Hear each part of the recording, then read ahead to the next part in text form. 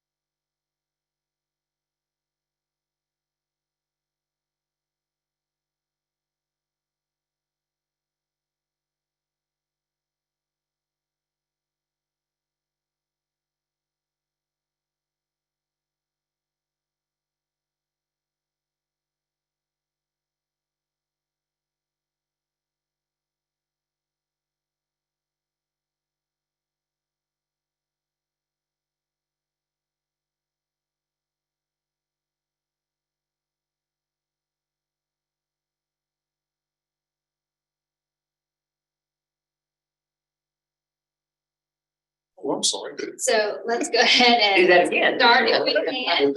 Play, right? We are ready. Dr. Good morning. I'd like to welcome you to the April meeting of the LCTCS Board of Supervisors Audit Committee. Thank you for joining us today. Before we begin, I'd like to remind you that the Audit Committee meeting is being live streamed. Turn to Ms. Peter to call the meeting to order. I will be happy to call roll. Supervisor Salat Here. is here serving as chair. Supervisor Bork is absent. Supervisor Bradford is in traffic and will be here momentarily.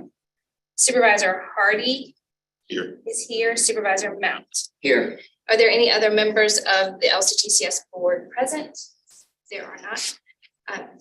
Mr. Chairman, we do not have a quorum at this time, but we may start the meeting and do any non-vote reports. Very good. We'll call on Mr. Redmond to do some reporting before we do the pledge, and then we can come back and do the minutes when Ms. Bradford shows. So, lead us with the pledge. Thank you. Pledge allegiance to the flag of the United States of America and to the republic for which it stands, one nation under God, indivisible, with liberty and justice for all. Thank you. Okay. We're going to skip the minutes, like I said. Okay, so Mr. Redmond, if you would give us a report on internal audit. Thank you, Chair Salat. I appreciate it. Since our last audit committee meeting, we've actually issued one report. It was a P card, travel card review for Northwest Technical Community College. North Shore Technical. I get those acronyms mixed up. Good thing I'm leaving. North Shore Technical Community College. If I remember correctly, there were no findings in that report, so we're very happy about that. The three projects that we have in progress, the work on all three of these projects has actually been completed. We're just trying to pretty up the report, make it sound right. There's some interesting things about these projects and the way they're going to be reported. Number one, what we're calling the revenue enrollment uncertainties. This project was undertaken more as a consulting project rather than a traditional audit project. We were asked to do a deep dive into some of the work that Joe Marine and his department had been doing to give them a good solid underpinning for the things they present to the chancellors, the things they present to the board. We've done that. Charles went has done a tremendous job in doing that analytics and doing those things. We felt, as we discussed this is not going to be issued in the name of the board. We're going to make this almost like a memo to Joe as opposed to a report. We'll copy you on all of these, but this work was done mainly to inform Joe and his team in developing the projections and the budget and whatnot that they do. It was intended to show how our colleges are preparing for the number one, the ending of all the federal funds that have come to the colleges as a result of COVID, HERF, CARES, all these types of things. What have they been spending those monies on? Are they non-recurring expenses? Are they recurring expenses? We know we gave a lot of money to students. We know we used a lot of it to indemnify the colleges for lost revenue as a result of COVID. And there are other things. So we've done a lot of projections and built a model. So it's not a traditional audit. And for that reason, we're not issuing it as a report. We're doing it addressing it to Joe and copying Monty and all of you members.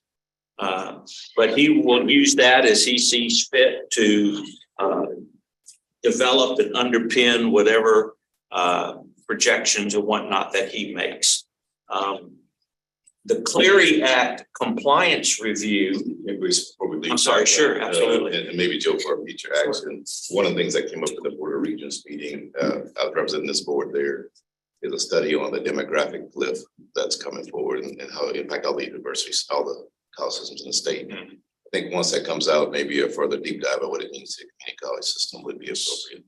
Yeah, understood. I mean, as Mike has mentioned, we are grateful for the stability that the federal funding has provided, but I liken it to being in a boat and getting hit by a wave and you kind of stabilize yourself, but after you stabilize yourself, you kind of sit and take your bearing as to where you are and what may be coming. And so I asked Mike to do this dive, just get a different viewpoint to come in and look and see how our colleges are and where we are going forward. So we look forward to it. One of the things we took into account is number one, the ending of all the federal dollars, plus the projections that the revenue estimating committee make with the drop of the sales tax in 25, I think.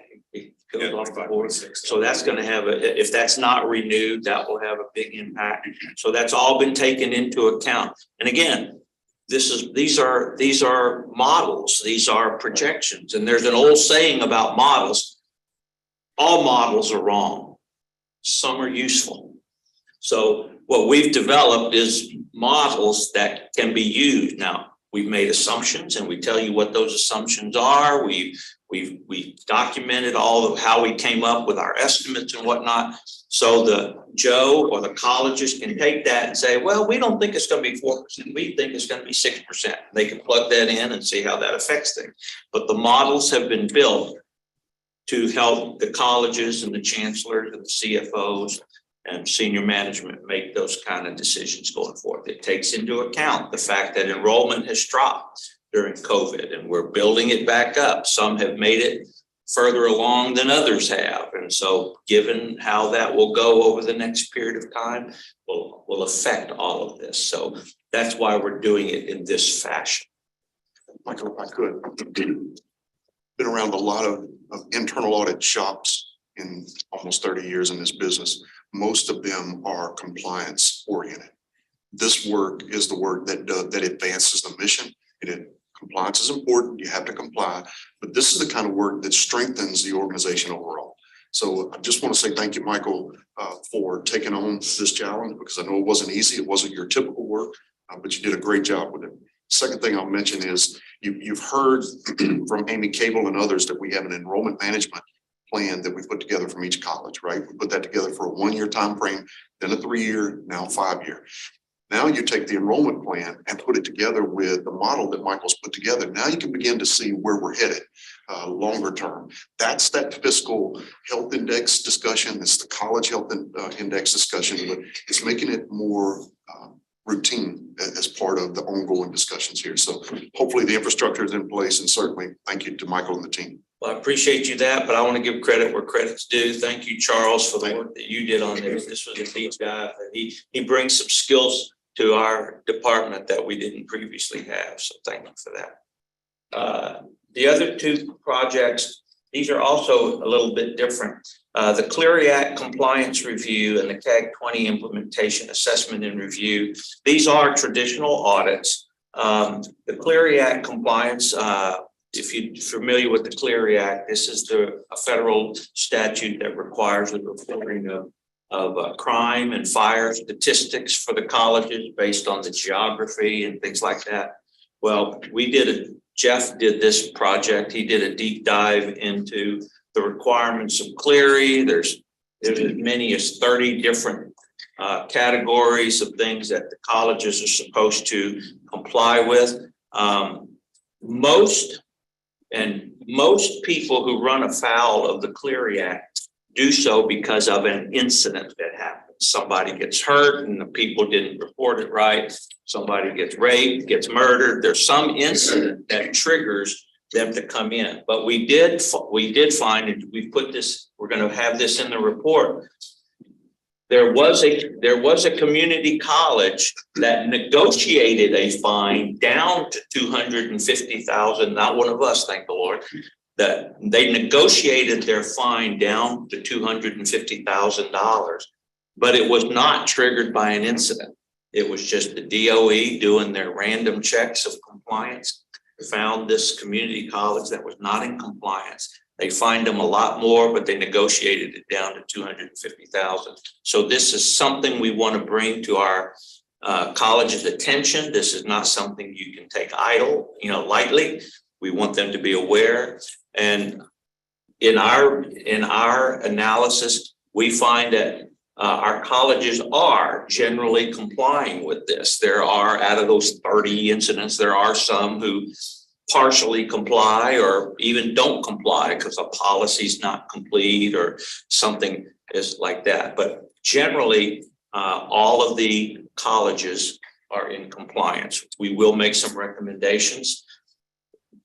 In this report and in the next one that I'll talk about in a minute, we are not naming the colleges, because the one thing we don't want to do is throw a red flag up there and say, hey, folks, so-and-so college isn't in compliance with Clery. And we're here as internal auditors to help our colleges find those shortcomings and fix them. And in this project, we basically have given them the tools to do that, because we've identified these are areas that you need to shore up. So all of the colleges have received these items that they need to be in compliance with. They've been told where they have fallen short. So we're going to be naming the colleges as College 1, College 2, College. They know who they are, and we know and can tell you off the record who they are, but that's not going to be in a public report. Anybody have any questions about the Clery Act? The third thing is the CAG 20 implementation assessment and review. This is a cybersecurity project that we undertook. Our colleges have adopted the CAG 20, which stands for Consensus Audit Guidelines. And so the CAG 20, officially, it's actually now the CAG 18. Since we've adopted it, they've kind of morphed and merged the 20 into 18. But because we started it as 20, we're taking the 20. Now, of those 20, the colleges have selected 10 that they are working to implement at this point. So we looked at the 10. And again, in general, our colleges are complying. We have different size IT shops. We have different size of, different makeup of skill sets on all of those. But in all the interviews that we did, everybody is working hard and diligently to do this. We're using consistent tools throughout the colleges. We're making efforts. And the problem with cybersecurity, the bad guys have all the money and they have all the time. And they only have to be right once. They only have to find the weakness in your security one time. We have to harden our defenses every time. We have to be 100%. It's never going to be 100% because we don't have the money, we don't have the resources. And it's not just about throwing money at it. It's about throwing the right money at the right place. So our guys are working hard. Again, we're not going to identify the colleges. We'll know who they are and they'll know who they are. But the last thing we want to do is put in a public record, say, hey, college so-and-so is weak in this area of cybersecurity. Go get them, you know? So that is not going to be part of the public record. Now, all three of these projects, again, the work has been completed. So as a point of the reports have not yet been issued.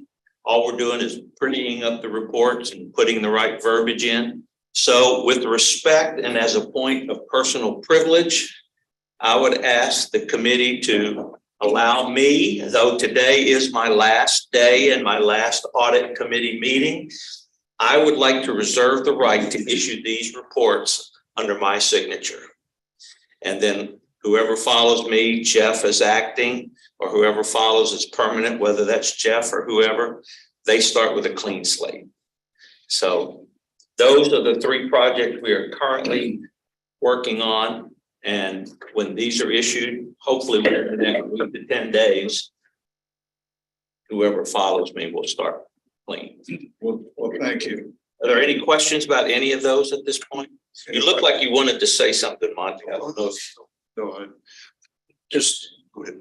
I was gonna say, if there are any questions, I think that, thank you very much for an excellent report.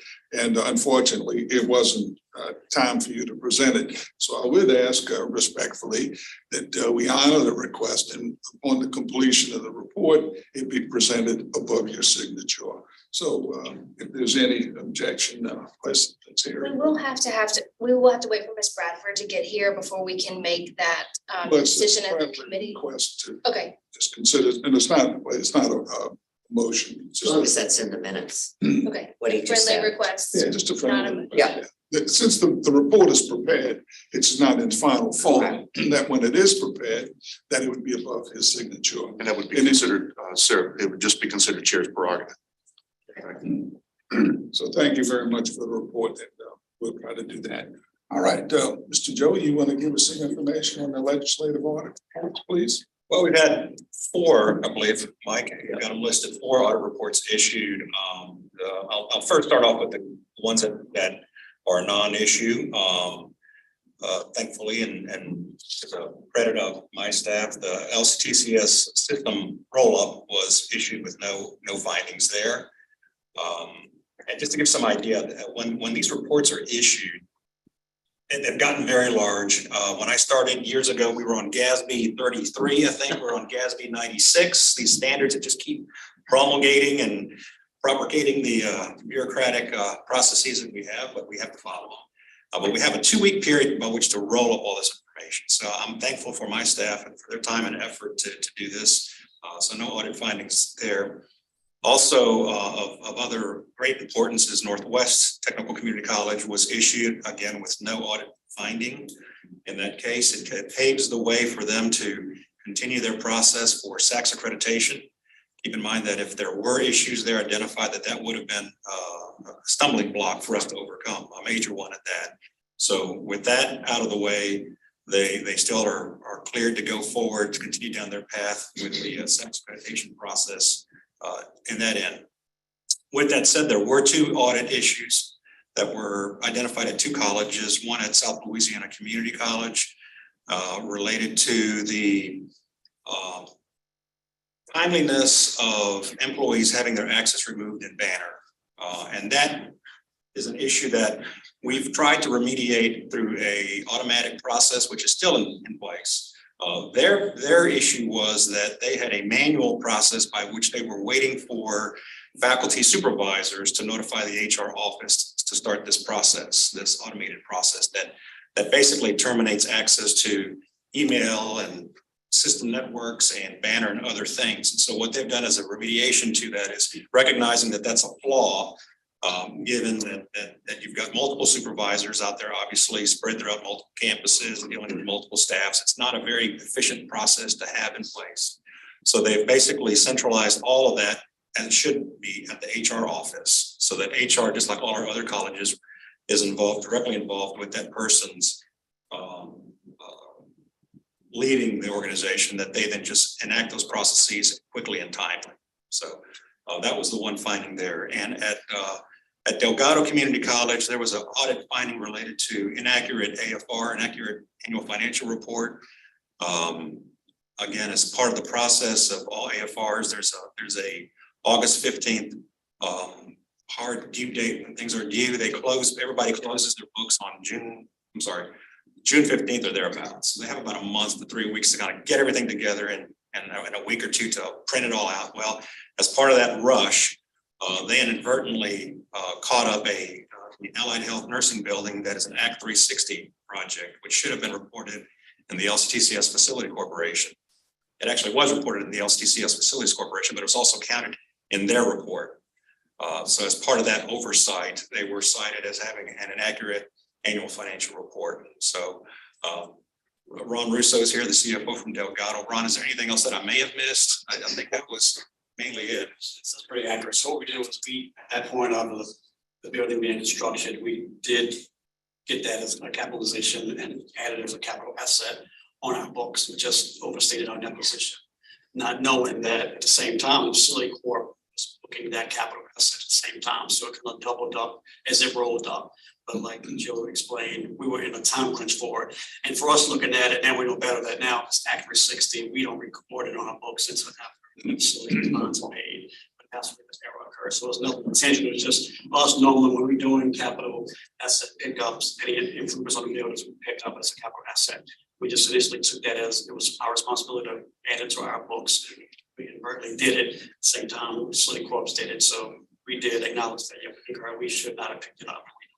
Forward. Right, and it's one of those things that obviously these buildings don't like happen every year, right? They happen once in I say a blue moon, but they happen occasionally. In this case, it just was one of those things that it was an oversight. They were going through their process as everybody was, and didn't really think to realize that it should have been not reported under them, but under the facility corporation.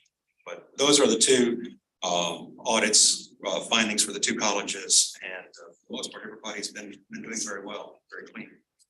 Any concerns about these becoming recurring issues at multiple colleges, or are you just more one-off?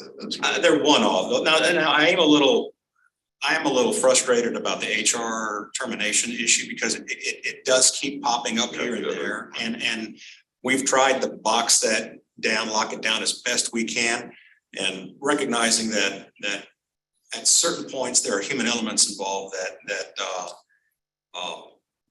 the best laid plans don't always work out, and you can do what you can, but if there's human error or human processes, there's no system that can help account for that in some cases. But I think we've gotten to a point now where most all colleges that have had an issue have corrected all their issues. So I don't expect this to be a recurring issue going forward. Thank you. And again, there's no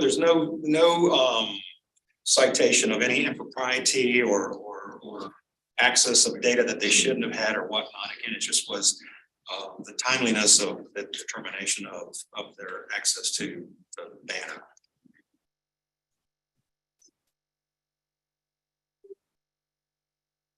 Mr. Chairman, Yes, sir. I would like to note for the record that Ms. Bradford is here and we now have a quorum of the board present. Very good. And let me apologize for my tortoise. I drove this morning from North Louisiana. So Couldn't come in yesterday, had a council meeting last night. no apology necessary. Well, the minutes have Traffic been, was not kind. the minutes are presented. Is there any corrections or additions? Hearing none, I'll entertain a motion to accept the minutes from I want to say December 2nd. Have a motion. First by Mr. Hardy and second by Mr. Mounts. There any objection? Any opposition? Hearing none, motion carries. Thank you very much. Okay, Mike, we're back with you. Actually, I think we're gonna turn this over to Dr. Sullivan. He asked me to put this on the agenda, so. Absolutely. So the item you see listed there is purposely written sort of innocuously. Just to say the U.S. Department of Education, because of the relationship between our colleges and the U.S. Department of Education, there is a performance agreement between the college and U.S. Department of Ed. The U.S. Department uses that as the string to cause colleges to do things that the administration feels like they should do. You guys have dealt with the feds long enough to know how that works. In the education space, one of the big areas that the federal department has is financial aid. And so those financial aid audits are opportunities for those folks to come in and kind of exercise some discretion. So while timing was a bit of a concern, we won't get into too much of the detail of the timing of this one. We did have a circumstance where U.S. Department of Education arrived on one of our campuses, conducted a financial aid audit, and came back with what appears to be an initial draft, I think at this point still, about 3 findings that are not insignificant. Okay, let's just call it what it is. Part of the frustration here, we will address the issues. Part of the frustration is shifting and changes in the midst of a pandemic, number one, where the U.S. Department of Education has given guidelines that were non-typical guidelines because it was a different set of circumstances. Further, we were also dealing at the time with the leftovers of a hurricane. And you literally had staff members who were going through a U.S. Department of Education federal financial aid audit and didn't have a home. That's frustrating. Just from a human perspective, it's frustrating. Did we have issues? Yes, we had issues. Will we have others at other institutions? Yes, we will. We are in the midst of a Democratic administration that is bound and determined to root out the Corinthians of the world. And you guys remember what I'm talking about there. These are the institutions that just closed one day. And so they're implementing standards and doing audits that are much more rigid than what we have been accustomed to. I think that's part of where we find ourselves right now. So I've asked Chancellor Strickland to join us to talk a little bit about both the financial aid perspective, as she probably is the most knowledgeable in financial aid in our organization. And then beyond that, to talk a little bit about the direction that we would like to take in terms of how we're responding. So Chancellor, I'll turn to you. Yeah, good morning, everyone. Thank you for the opportunity to be here with you this morning and talk a little bit about this. So certainly, Dr. Sullivan has highlighted some of the challenges that have come about in this whole process. We continue to work with the Department of Education and having dialogue with them about some of what they're sort of pushing on in terms of their thoughts about what they're seeing at the institution. It is still an ongoing discussion. I did meet with the Dallas participation team and our lead by phone, by Zoom last week to talk through our concerns about how some of the policies are being interpreted and their expectation of how those are being actually applied at the institution. And we are still having conversations about some of the COVID exceptions that were in place during these times. So we are asking questions about, we received guidance from the Department of Education saying that there were these COVID exceptions or exemptions from certain policies and practices and the interpretation of those. So the conversation is ongoing. I think the issues or the challenges or the dialogue that's occurring that are probably the big hitters, so to speak, that I think, as Dr. Sullivan mentioned, may have some applicability to all of our institutions. The first one is return to Title IV. And that involves just the dates of which we are documenting last attendance of students and date of last maybe submission of assignments. And then when the federal government is notified to do some calculations of whether or not funds have to be returned. I will say in our instance, as Dr. Sullivan noted, the year that they selected to look at was academic year 2020, 2021. And when we went back, part of our discussion back with the Department of Education was our institution was actually closed for 3 days for Laura. We actually had 4 subsequent remote work, learning, or closure days because of other storms.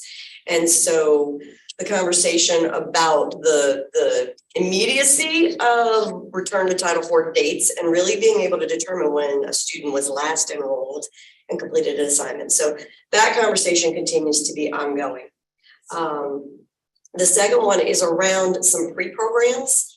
And so we use pre-categorizations for many of our nursing and allied health programs. It enables us to meet actually accreditation standards and some of the state board standards of tracking cohorts for completion rates, because we are held accountable to how many of our nursing allied health folks complete their programs. And our ability to offer those programs is based on those completion numbers and those pass rates.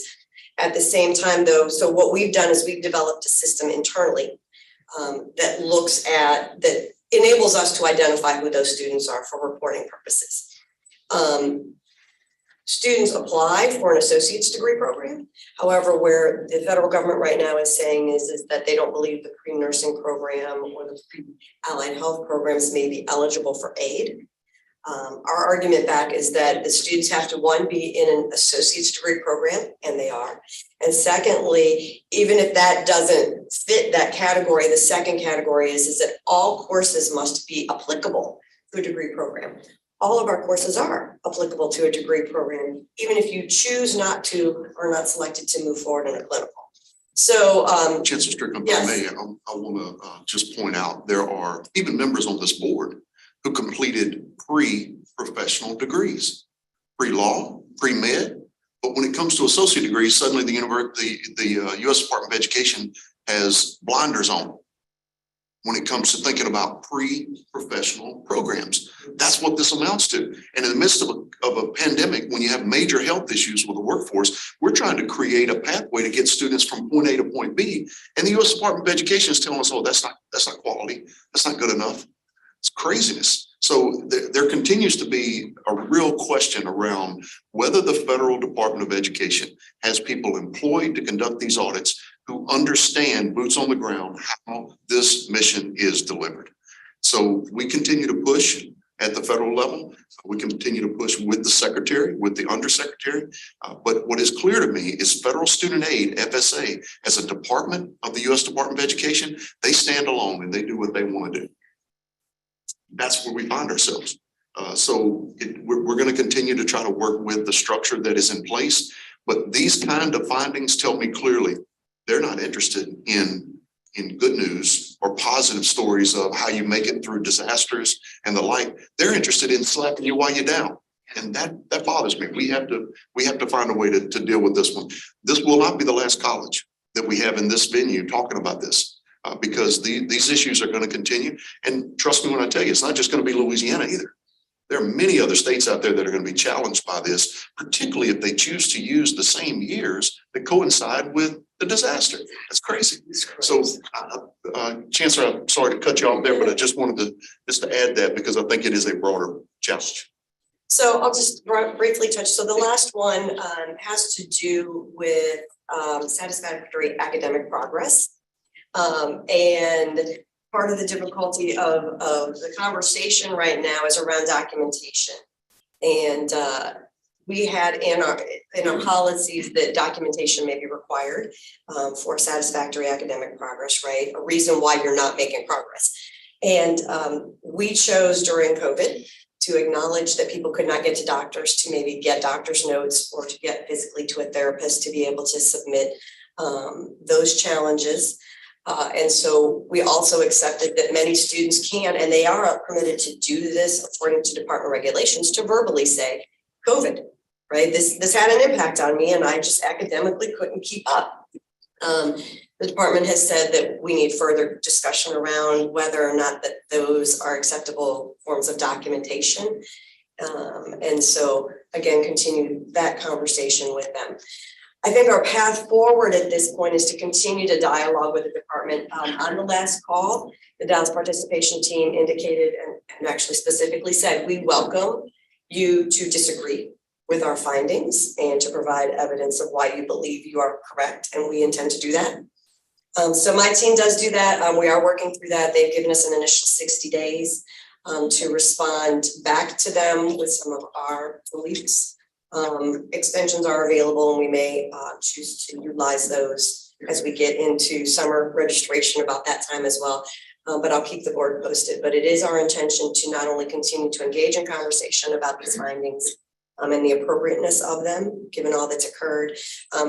But I do feel very strongly that at my institution and for our system, that advocacy at a broader level might be needed, because I just believe that, as Dr. Sullivan said, there's a whole sense of kicking somebody while they're down right now, and not an appreciation for what institutions have been through. And I'll just say finally too, that what it is highlighted for me and my team is actually working on currently is a whole host of exception policies that we will vote on and put in place before a storm enters the Gulf, which will say basically that our regular policies that we're normally held to will be suspended, and we will put in place emergency procedures and policies to be able to meet the needs of our students in our community, but still comply with federal regulations and state law. So actually that could be language that could be added to emergency executive orders, as an example. That would give us some strength and as we have those discussions with the Fed. So we'll continue to work with all of the parties necessary to make sure that we manage this issue. This certainly will continue to be an issue as long as you have a Democrat in the White House. It will continue to be a real challenge. As you see perhaps a Republican administration, you'll see those ties will begin to loosen a bit. So this is an ebb and a flow. It has happened over the last 20 or 30 years, but this one is pretty egregious. So we want to be sure we will be having conversations with our federal delegation just to say, hey, we're not here to start a fight. We just simply want to make sure you know that this is how this is headed, just so they can speak on our behalf when it comes to these kinds of issues. So Chancellor, thank you for your work here. Thank you for your support. Thank you, thank you. Okay, we're just moving right along here. Good leadership, Mr. Chair. Yeah. Yeah, I didn't want to mention it. Okay, is there any other business to come before this committee? Dr. Sullivan, you want to address board financial disclosures and or department updates? And I'm going to make a comment, and then I'm going to give you the last word. No, sir. You got the last word. I'll pass. We got some items that we'll need to discuss in executive session a little later, and outside of that, I think we'll go the update today. I would like to just encourage everybody. You got a reminder that your tier 2.1 financial disclosures are due on May 15th. Dr. Sullivan, your tier 1 is due on May 15th. So if you have not done that, please do so. I sent out the first reminder. Jeff will be sending out other reminders between now and then. So please don't wait until the last minute. If you need help, call the office. We'll be glad to help you get through that. If you want us to look it over before you submit it, we can do that, whatever you want to do. But when you submit it, please send us a copy so that we have it for our record. And if you want us to submit it, make sure you tell us that when you send us your copy. Otherwise, we'll say thank you and file it away and won't submit it. So please let us know whether you need us to submit that. And if I could say something about this department update, everybody knows, and it hadn't been a secret, today is my last day in the office. This is my last audit committee meeting. I've been the director for 10 years, and they've probably been the best 10 years of my career. So I'll try not to choke up a little bit, but I really appreciated the support that y'all have given me personally and the department as a whole over the years. I encourage you and exhort you to continue that support for Jeff as acting, if assuming that that's the decision y'all make today. And going forward, we can't do what we do without that support. I really have appreciated all the relationship with the chancellors, the CFOs, board meeting, staff. So thank you. I'd like to say, first of all, I want to thank Mike and his team. It's been a pleasure working with them. I've never before seen such a close relationship where you actually have And Mike, it may sound kind of odd to have your internal audit sitting in on your CFO monthly meetings, right? Where it's all in the family and we're discussing all the issues and challenges very openly and freely among ourselves with internal audit there. So that's a good thing to have. When you start blocking people off those discussions, you start to have problems, and you will have problems. Secondly, Mike and I we've had some good interactions where we've had to discuss reports, and I've objected to maybe words that were used, and we've kind of worked through them and whatnot. And it's been a good, healthy relationship. So I really appreciate the time and effort that Mike has had in managing the organization. We always joked at the legislative auditor's office that auditors got their stripes by walking through the wounded field, putting the final bullets in the wounded and the dying. We don't have that in this case. We actually have a good relationship. We walk around with bandages. And that's true. I mean, Mike has seen his role as being one of helping us before we get to that point where it's really an issue. So to that end, Mike, I thank you for all that you've done. Thank you, Joe. Anyone else? I'd like to say that I've only known Mike just for a few years, but I've got to know him very briefly in the last day or so. And besides his double entry and his spreadsheets and his audit reports, we're going to lose a very, very good Christian man. Best of luck to you. Thank you for all that you've done. Thanks. Michael, we'll have an opportunity with the full board to say a few thank yous, to congratulate you on retirement, but just appreciate the relationship, much as Joe said, being able to just sit down with you and have a conversation about how we advance the organization, but still do the job. So thank you for that. I can't wait to see what you do in retirement. This is going to be fun. If you guys haven't seen, Michael's got a game plan. So. Yeah, I do. I built the studio, so stay tuned. Stay tuned. That's great. There's no further business. I contain a motion for adjournment. So moved. Motion and a second. Thank you, Mr. Chair. Thank you. Thank you, everyone, for attending.